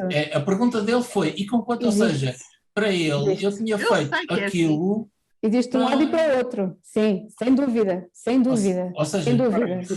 Eu até acredito que a pergunta não tenha sido exatamente essa, mas tu és um cavalheiro, não é? Sim, o termo não foi dormir, mas pronto. Aliás, eu vou mais longe e vou-vos dizer que na net eu tenho fama de ter os meus eventos cheios de homens, de fotógrafos, porque durmo com a maioria deles. Pois, olha, Ana, exatamente, temos a coisa mais incrível do mundo, já me deram pais às minhas filhas os mais variados pais, a coisa mais idiota que pode existir. Pois, é quase como se nós estivéssemos aqui... Olha, mas tens de ter uma capacidade do caneco para continuar Tem que ser, João, tem que ser. Eu já não fazia nada na vida porque eu sou tão criticável, para mais eu sou uma desbocada por natureza, eu sou uma pessoa que não me importo de entrar em polémicas, eu adoro uma boa polémica e eu entro, o Mário conhece-me bem, sabe bem que eu entro em polémica. Sim. Quando vejo uma polémica eu esfrego logo as mãos, tenho aqui suma, é uma maravilha. Ana, só uma questão, não conhece o Naná Sousa Dias, não? Conheço, então não conheço. Pronto, é que falou sem polémica, eu lembrei-me logo. Então não conheço, claro que conheço. Era uma provocação. E de forma que para mim é muito fácil as pessoas pegarem em mim para brincarem e para inventarem, colocarem faz parte da fama, imaginação a funcionar e pronto, eu não me importo. Faz parte da fama. Sinceramente, já não me diz nada. Então não faz, Otávio. Eu costumo dizer, desde que notem que eu existo, eu sou feliz. É só isso. Eu não quero essas esquecidas. Se não falarem de mim é muito mau sinal. Olha, eu agora que vou agradecer à Ana e à Margarida terem aceito o convite para falar aqui, para falar deste assunto, e passava agora ao Ruben. Bom, obrigado Mário, obrigado João, boa noite a todas e a todos. Boa noite. O que eu tinha previsto fazer, ou sobre o qual que eu queria falar, de repente virou-se para um manancial e uma montanha de coisas. Tenho muita pena que sejam já 19 e 19, porque os apontamentos que eu tirei só daquilo que foi dito por vós dava para ficar aqui até às tantas, mas não é possível. Mas não queria deixar sem vos dizer uma série de coisas. Possivelmente eu vou falar-vos um bocadinho daquilo que é a parte mais aborrecida, se calhar, ou a parte mais filosófica, mas é aquela que me preocupa mais neste momento. Ou seja, nós começámos com os deepfakes do João, passámos aqui pela parte do aproveitamento ou do sobreaproveitamento, se calhar, de algumas boas vontades. Se bem que estas boas vontades também têm sempre um lado A e um lado B, como eu costumo dizer. Sim.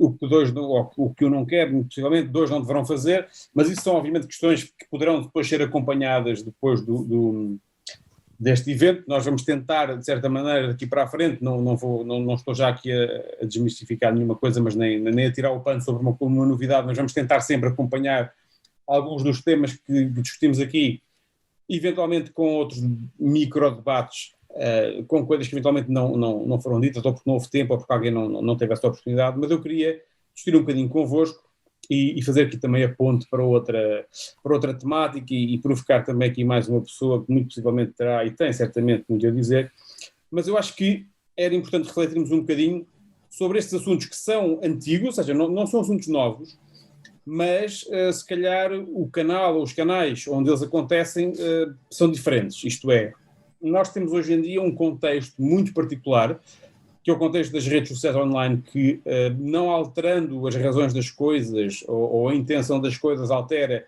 a sua difusão, altera a forma como elas são vistas e altera sobretudo o contexto em que elas são vistas, isto é, se nós de alguma forma podíamos perceber que a ética deveria ou deverá existir num processo ou ao longo de um processo todo, e digo ética porque eu já fotografei um bocadinho de tudo, a minha grande paixão, para quem me conhece bem, é a natureza e a vida selvagem, mas os problemas da ética são constantes, em qualquer tipo de fotografia, pelo menos para mim, que tenho uma formação jornalística que me habituou a não mudar os céus, habituou-me a não usar filtros, também um bocadinho nas minhas relações, como diz a Ana Luar Vaz, quem me conhece sabe que eu peco, tenho o coração na boca, como costumo dizer, peco muitas vezes e já sofri por isso, porque aquilo que me apetece dizer eu digo e não só esfrego as mãos, como começo a ficar sedento quando vejo uma boa polémica, também gosto de entrar na discussão, porque gosto de aprender, sobretudo, mas queria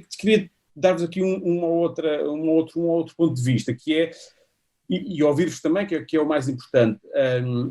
Ponto 1, dar-vos uma opinião muito particular sobre aquilo que eu acho que são os novos desafios e implicações desta nova linguagem visual. E uma nova linguagem visual não é só naquilo que se faz, é sobretudo na pluralidade de meios em que se faz. E perguntar-vos um bocadinho se esse risco, se esse contexto não deve ser reforçado. Ou seja, não aquela discussão clássica se a legenda deve ou não deve acompanhar a fotografia, ou seja, se deve ou não deve haver ali, digamos, um reforço daquilo que é visto com uma legenda, mas mais se o autor, digamos assim, ou o fotógrafo e o fotografado, ou o fotógrafo e a sua obra devem ou não devem ter uma credibilização. Ou seja, se não deve, no limite, de existir um novo alfabeto ou talvez uma nova literacia que nos permita compreender as razões, compreender sobretudo o ponto em que chegamos ou ao que queremos chegar com as novas imagens. E isto porque, vou um bocadinho refrescando aquilo que falei há pouco com o Otávio, porque muito possivelmente o espaço que existe entre a concepção do autor, a sua obra e depois a sua reprodução, não vou aqui, Wanda, falar sobre o nosso amigo, o nosso velhote alemão amigo, Walter Benjamin, porque mas vamos falar sobre ele, daqui não tarda nada, mas a pergunta é se acham que não devemos, se calhar, ou não deveríamos, e quando digo deveríamos, digo cidadãos preocupados com a imagem, fotógrafos fotografados, apaixonados pela imagem, reforçar ou tentar fazer alguma coisa para ajudar esta nova alfabetização visual que eu acho que é necessária. E acho que é necessária porque, academicamente, fiz um trabalho recente que me permitiu perceber que os problemas são os mesmos, do ponto de vista da produção, mas do ponto de vista da recepção não são os mesmos. Isto é, se eu quero ver uma imagem de uma determinada forma, eu não consigo controlá-la como conseguia antigamente. E o antigamente não é há 2 ou há 3 anos, é há 10 ou 15 ou há 20, muito possivelmente, e para isso, obviamente, as redes sociais online funcionaram muito, ou tiveram muita importância. E, portanto, pergunta 1, se acham ou não acham que deve ser necessário, ou que estamos numa fase em que precisamos de uma nova alfabetização visual, não só de quem produz, mas de quem recepciona, e de certa maneira não consideram que é preciso uma literacia mais aprofundada sobre o processo destes desafios e dessas implicações para que, de certa maneira, consigamos falar naquilo que é um conceito que me diz muito, que é de cidadania visual, não só do ponto de vista da sua produção, como da sua recepção. Eu peço desculpa por esta reflexão tão filosófica, mas quero já fazer aqui uma ponte, porque eu conheço muito bem aqui uma pessoa que sei que está em pulgas para falar e que eu vou querer muito ouvir e acho que vocês vão gostar também. É a minha amiga do coração, Wanda, e que certamente já tirou pelo menos 10 páginas de apontamentos e que eu vou querer ouvir, nem que seja um bocadinho, para lhe dar as boas-vindas. É a primeira vez que ela está aqui connosco. E, Wanda, gostava muito de ouvir um bocadinho sobre esta divagação que eu tive agora, se faz algum sentido, e se sim ou não, e porquê. Obrigado. Boa noite, obrigada a todos, obrigado pelo convite. Antes de mais, dizer que tem sido um enorme prazer e que também é muito pena que não sejam 3 horas, porque dava para mais, não? Eu tenho estado a ouvir desde o início. Não, Ruben, eu não tirei 10 páginas de apontamentos e tirei 7.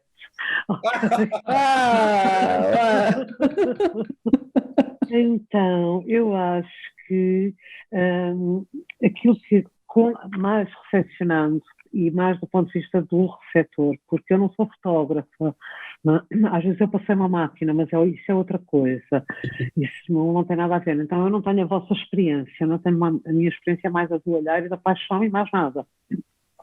Mas eu penso que o título, que é profundamente inspirador e que norteou a conversa inteira ao lado obscuro da imagem, e que se foram levantando as questões desde quando João, que nos mostrou os novos softwares que nos permitem alterar de facto profundamente a imagem em movimento ou a imagem parada e dar-lhe toda uma outra camada de leitura ou uma leitura totalmente diversa.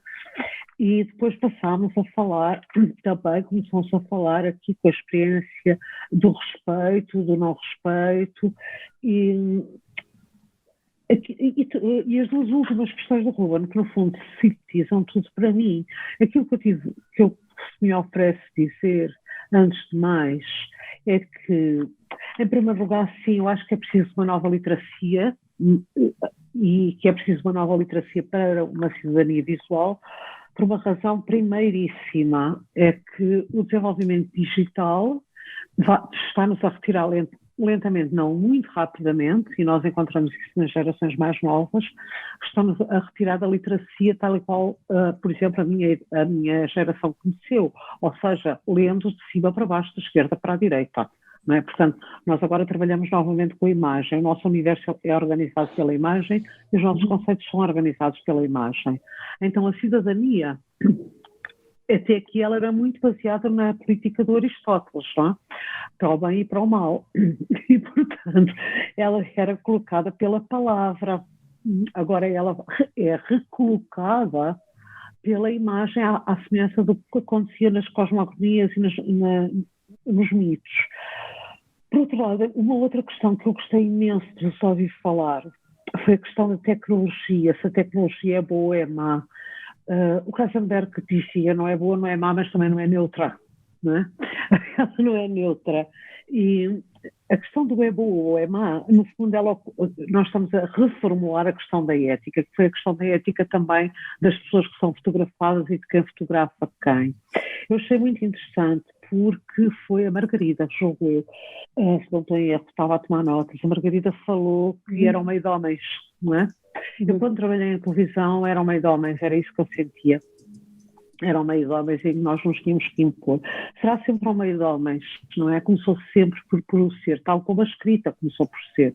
Porquê? Porque a mulher estava mais reduzida à esfera privada. Portanto, se calhar impõe-se uma nova literacia, uma nova cidadania pela imagem, uma nova cidadania que eu acho horrível dizer pelo feminino, não, porque eu não gosto de ver as coisas pelo feminino e pelo masculino, eu gosto de ver as coisas... É o lado holístico das coisas, não é? Que temos que abordar, não é? Com uma nova maturidade as coisas, porque nós ainda não estamos desenvolvidos ao nível da tecnologia. O desenvolvimento humano ainda não está, ou pelo menos não disparou ao mesmo nível, não é? Não está. Não está lá. Não está lá, não, e eu acho que vai ficar, tens toda a razão, eu acho que aquilo que me tem feito interrogar nos últimos dias, particularmente nos últimos dias, é esta questão, o quanto é que esta situação pandémica não acelerou a questão tecnológica, porque, por exemplo, este nosso encontro tão confortável, tão afável, no fundo até com tanto sentimento e com tanta emotividade, não se perdeu por causa disso, ele está a acontecer online, ele não está a acontecer na presença física, face to face, no real, não é? E o nosso caminho foi subitamente, sem que dessemos por isso, foi, acredito eu, profundamente acelerado, não é? Nesse aspecto. Então pergunto-me também que questões são essas que nos vão surgir. A fotografia, para mim, deve-se preocupar muito com a questão da nova cidadania pelo visual, justamente por uma razão que eu considero que é fundante, ou seja, que ela está ajusante, que é a questão do eu e da identidade, não é? Ou seja, quando é que há falta de respeito? Há falta de respeito quando não há empatia. Há falta de respeito quando eu não vejo o outro como um outro e só tomo o outro do ponto de vista agressivo de não ser um eu.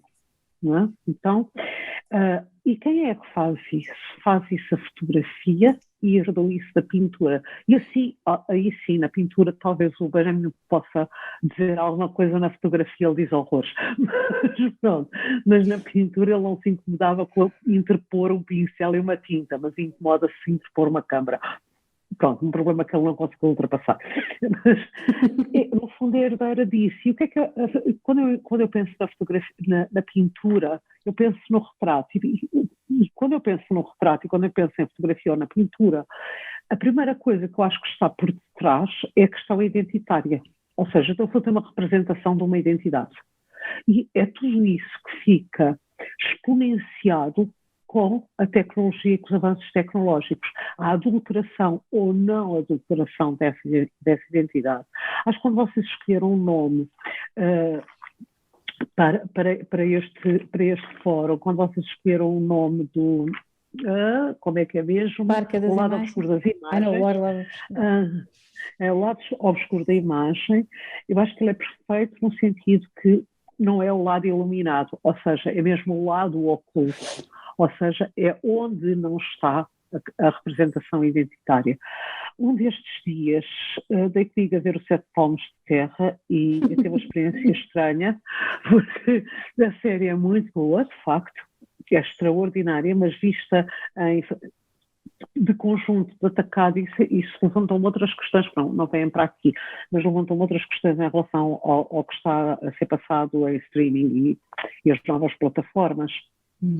Apanhei uma frase que eu acho que pode muito também ser legenda de toda esta nossa conversa. A certa altura, na primeira temporada, no terceiro episódio, duas personagens, um homem e uma mulher, a mulher diz ao homem: vês o que queres ver.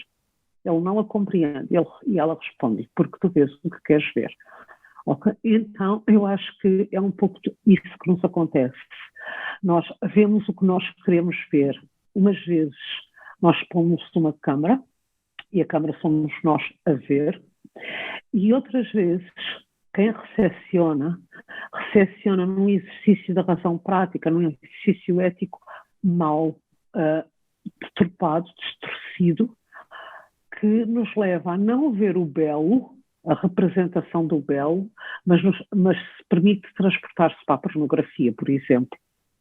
E aí é que as coisas começam a surgir como muito estranhas. Então, a limite, se calhar a tecnologia não tem nada a ver com isto, se calhar a limite somos nós que temos a ver com isso.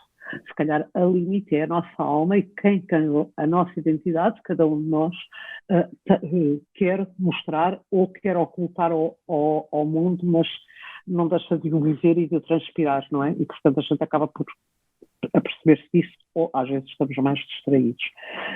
Basicamente foi isto que eu pensei ao longo de tudo o que vocês foram dizendo. Adorei os programas, os softwares, achei fantásticos.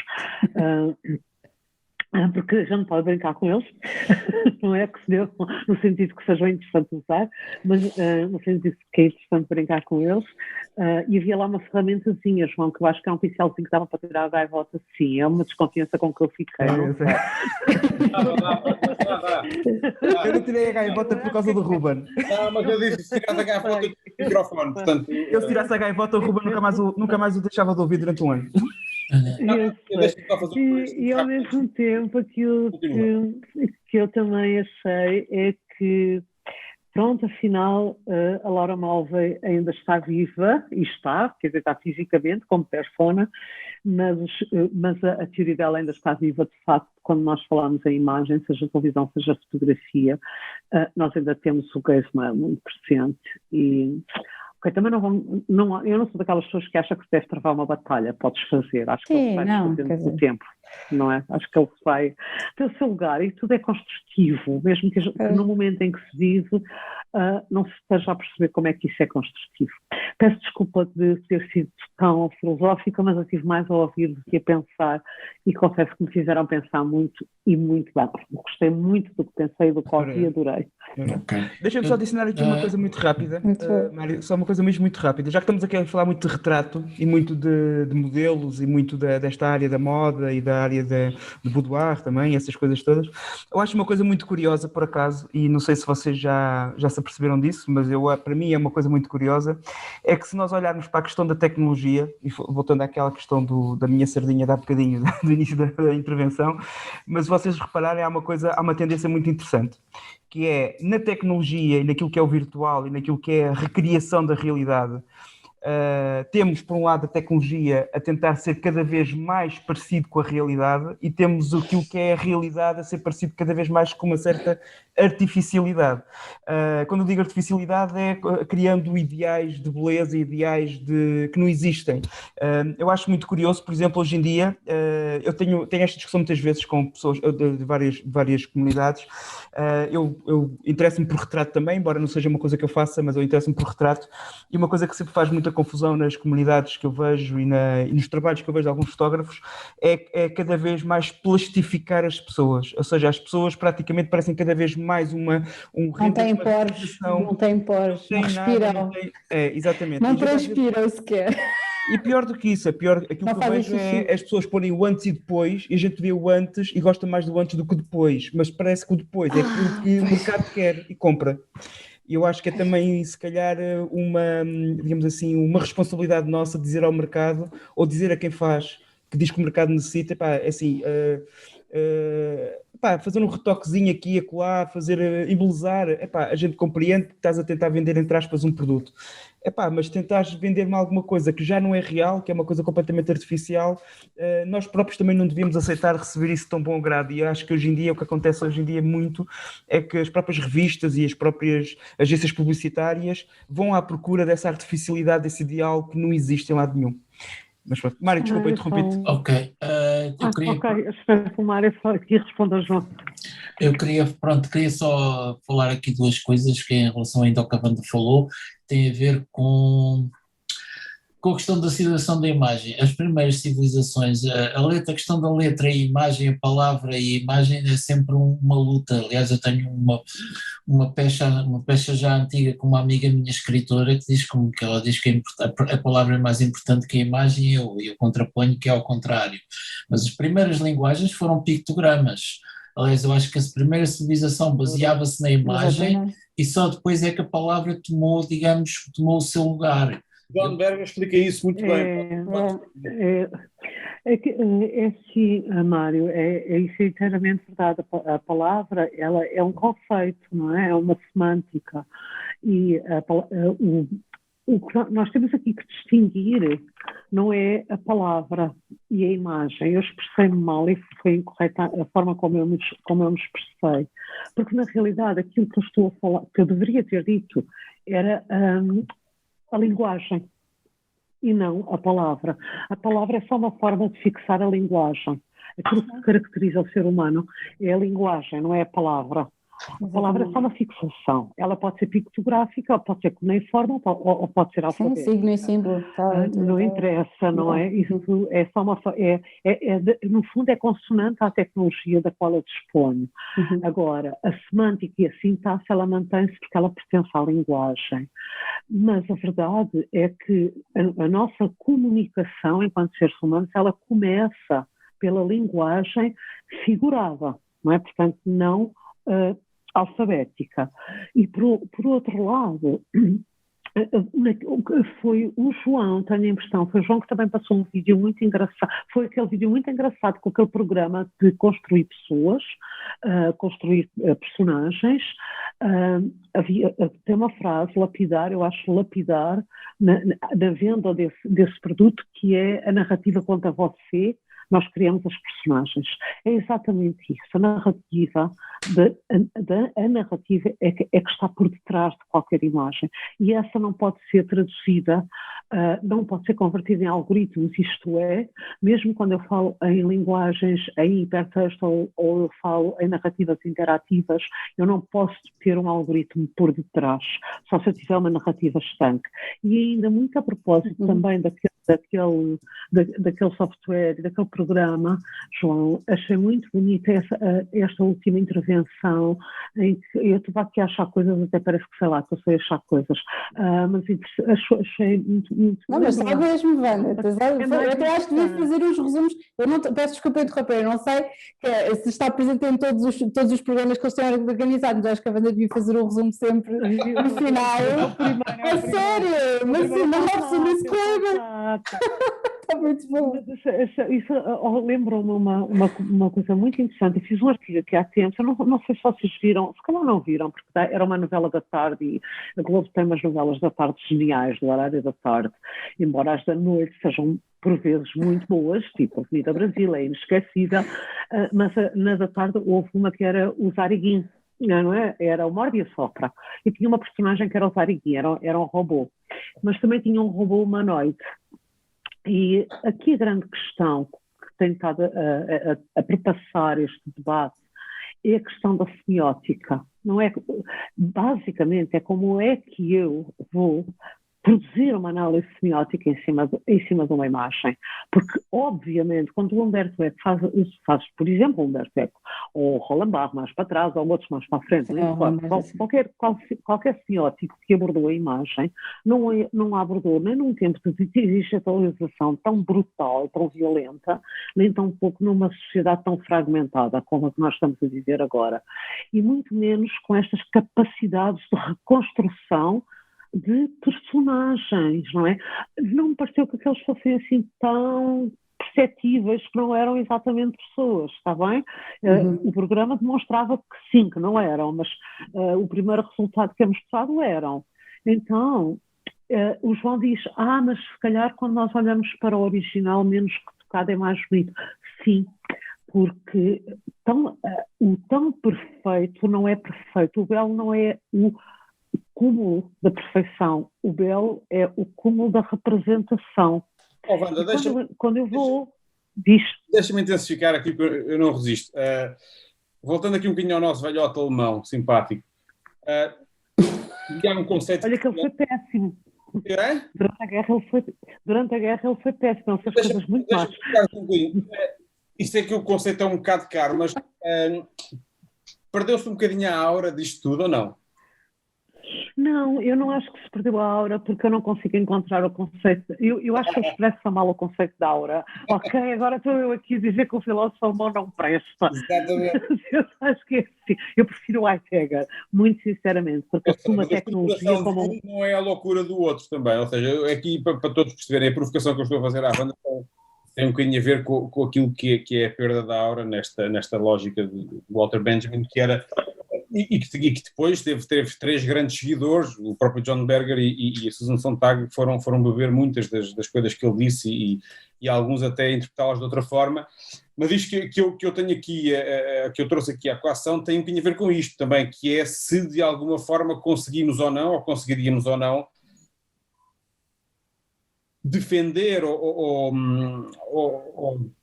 tornar não tão perigosa esta deturpação daquilo que é o original e a intenção, porque a intenção e o contexto são extremamente importantes neste contexto, não é? Falaste uma coisa que é a representação da identidade, e isso é de facto a questão, mas que não deixa de ser exponencialmente alterada e aumentada, não é? E aí sim o limite somos nós e não é a tecnologia, mas a questão é que o problema continua a existir, sem aura ou com aura, não é essa a questão. Mas do lado do receptor, a coisa pode mudar e muda muito. Muda muito e pode-se fazer as pazes com a aura do Benjamin, porque tu repara, quando o João mostra aquele software que constrói personagens tão perfeitas, e quando o João diz assim, eu também não faço muita fotografia de retrato, mas quando faço não gosto de ter muito retocadas, preferia com um ar mais natural. Está-nos a tirar para uma coisa que nós hoje sabemos e que nos foi colocada com a questão dos robôs humanoides, não é? É que quanto mais desenvolvidos pelos japoneses, quanto mais perfeito se torna um robô, quanto mais belo esse robô é, quanto mais ideal do ser humano e do corpo humano ele é, depois cria-se o chamado Valdemori, ou seja, eu gosto do que estou a ver, mas quando eu me aproximo, eu rejeito. E rejeito porquê? Rejeito porque como rejeito, por exemplo, uma perna artificial, não é? Exatamente. É a mesma coisa.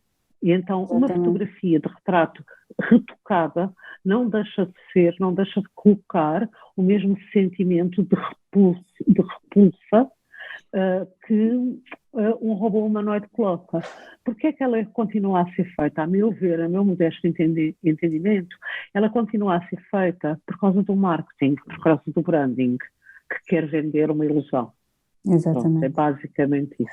Eu acho que já fui muito longa. Não, é que é mesmo isso, Wanda, o facto de nós estarmos aqui e haver um produto em que nós temos que trabalhar e consumir para chegar sempre a um resultado óbvio, seja pelo consumo do que quer que seja, não é? Seja do consumo que quer que seja.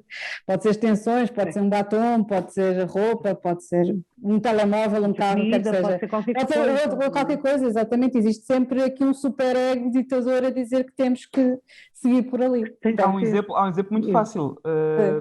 Quando nós vamos a um restaurante e temos as fotografias dos pratos. Sim, os hambúrgueres impecáveis e as coisas super bem iluminadas, claro. Mas nós aceitamos isso. Não é assim. Claro, se nós fôssemos ao McDonald's, não é? Passa a publicidade.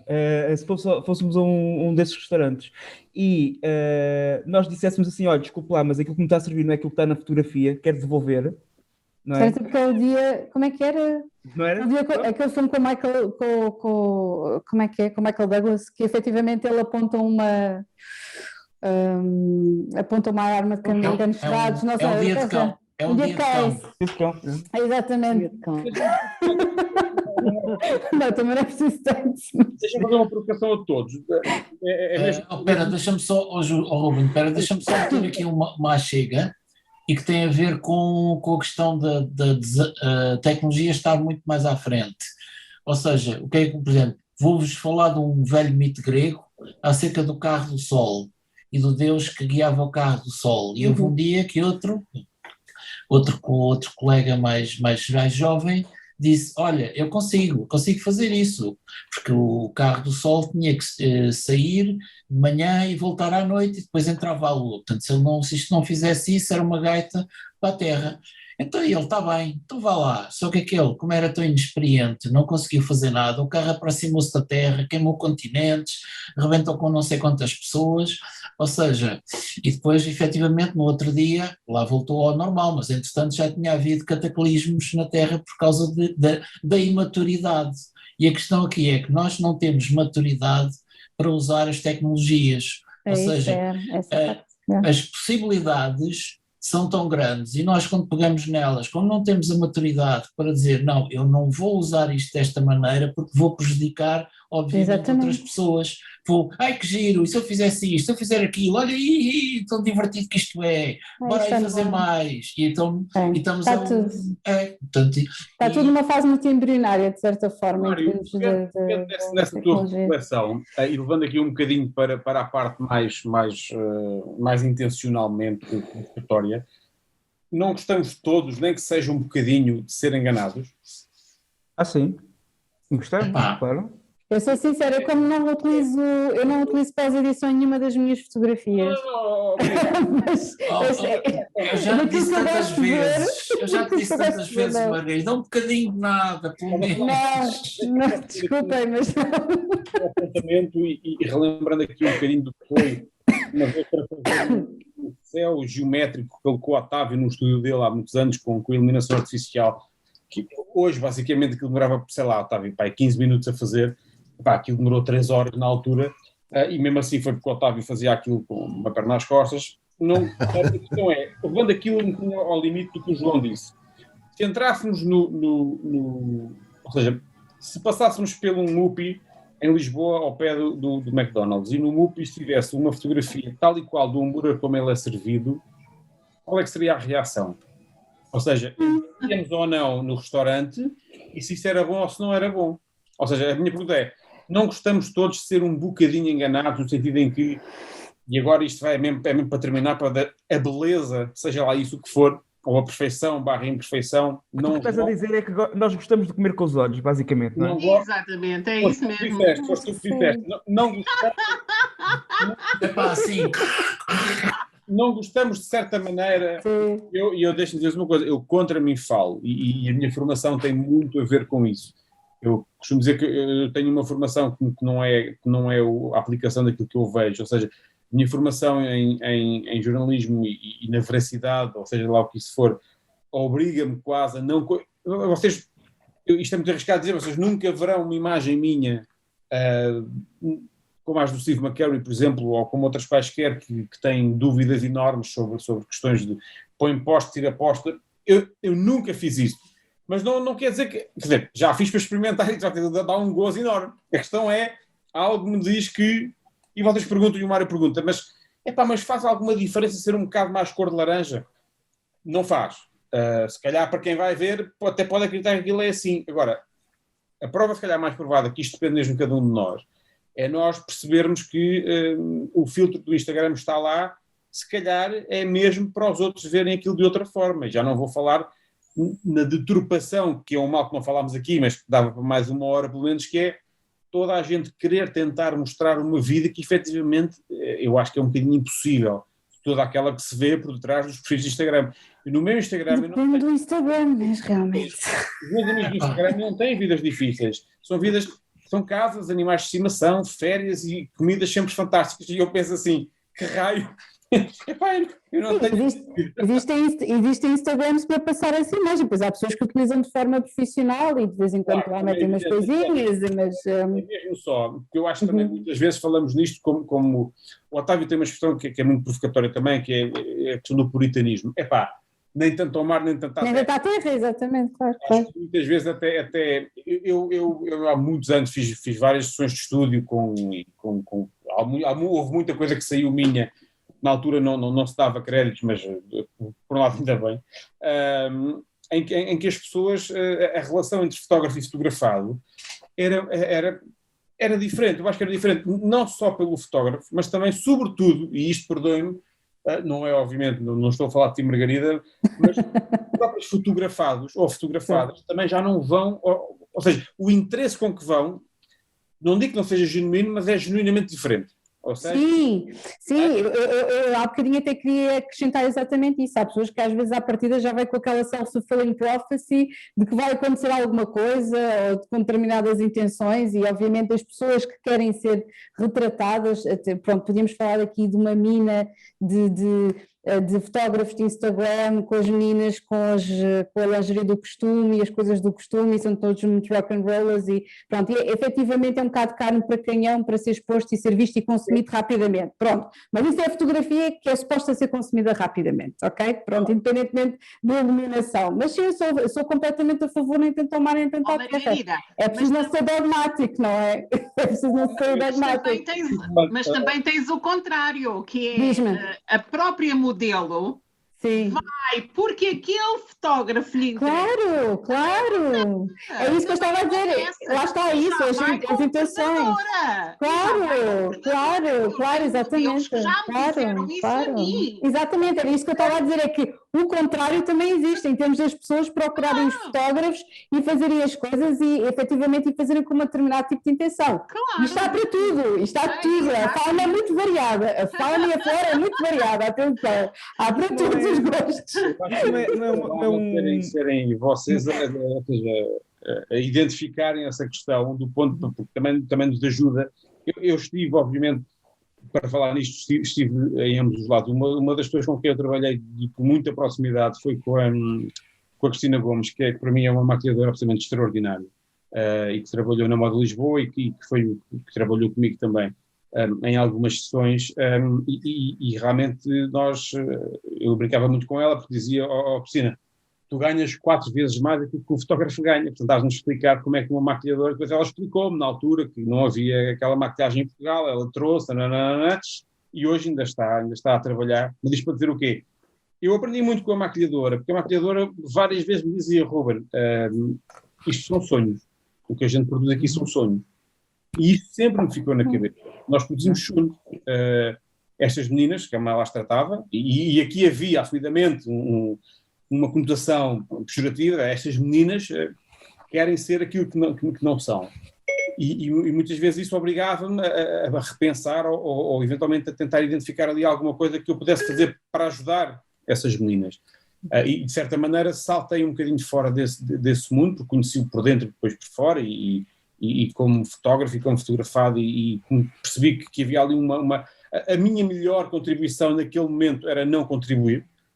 Custou-me imenso, porque confesso que ganhava-se bem na altura, mas o que é facto é que já nessa altura havia uma capacidade para se perceber que tudo isto dependia, lá está, de quem fazia. E o que eu queria aqui deixar bem claro, e como opinião pessoal, é que isto não é fruto de uma ou outra posição. Há um circuito, há um processo. E todo esse processo depende da identidade de cada um e daquilo que cada um quer projetar no seu processo. Portanto, não há, como eu costumo dizer, não há vítimas únicas nestes processos. Exatamente. Deixa-me só dizer aqui uma coisa, Ruben, muito rapidamente. Eu vou só terminar, mas não deixa por isso de haver a necessidade cada vez maior, porque estas vítimas são cada vez mais raposas velhas, de tentar perceber que pode haver um desnivelamento muito grande, sendo que, como é que eu ia dizer, se na altura as vítimas estavam mais ou menos ao mesmo nível de conhecimento, hoje em dia não estão. O que quer dizer há um desnível grande de conhecimento e de literacia, ao ponto também de quem consegue identificar poderes paralelos na fotografia, e toda a gente está a perceber o que eu quero dizer com isto, sua utilização, pode não ser ao nível de quem está, eventualmente, genuinamente e desapaixonadamente a tentar fazer algum tipo de produção. E pronto, e acho que aqui a questão também é muito essa, e daí isto para justificar a minha ideia de necessidade de literacia e de alfabetização quase visual. João, desculpa. Eu vou só dizer uma coisa muito rápida e que acho que vai no sentido daquilo que tu estás a dizer, Ruben, e acho que vai no sentido daquilo que também falamos aqui um bocadinho nos outros temas, que é o seguinte: nós hoje em dia vivemos numa sociedade que está muito agarrada àquilo que é a visibilidade, à exposição. E hoje em dia não é incomum saber de que há pessoas que são contratadas se tiverem muita visibilidade, porque vão dar mais visibilidade a essa marca também, do que aquelas pessoas que não têm visibilidade. Se calhar contratar uma modelo que tenha 50 mil seguidores ou contratar uma modelo que tem meia dúzia de seguidores, a marca que vai contratar se calhar vai pensar 2 vezes por onde é que quer ir, não é? Isto quando eu falo de modelos, falo de fotógrafos, falo de empresas, falo de tudo. Hoje em dia a importância que uma marca dá a quem contrata, muitas vezes não é tanto pela técnica, não é tanto pela competência profissional, não é tanto por aquilo que apresenta ou qual é que é o produto que vai apresentar, muitas vezes é pela exposição. Isto, aliás, há uma discussão muito grande atualmente no mercado, porque há muitos fotógrafos que acabam por ser contratados precisamente, quando eu digo fotógrafos e videógrafos e pessoas que estão nos mídia, muitas vezes... Atores também, agora. Sim. Pela exposição. Quantos números de seguidores? Exatamente. E isso parece... Está ótima nisto. E isso cria aqui também outra coisa, que é um problema muito grande, que é as diferenças, ou seja, cria aqui uma discrepância entre aquilo que é quem pode e quem tem que se sujeitar, não é? Porque quem pode, que tem muitos seguidores, pode-se dar ao luxo de dizer assim, eu vou fazer as coisas desta maneira, não é?